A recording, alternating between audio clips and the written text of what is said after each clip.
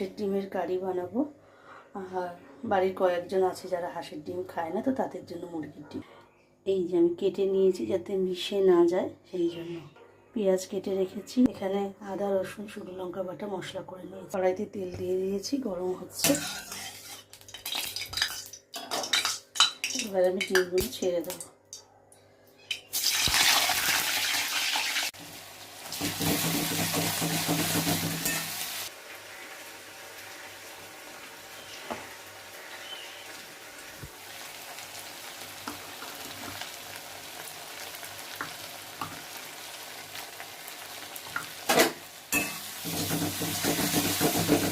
ডিমের কারি রেডি। আমি গরম মশলা দিয়ে দিয়েছি, এবার নামিয়ে নেব।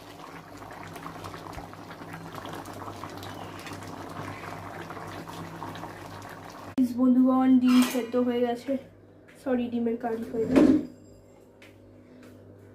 সুন্দর সুন্দর ডিমের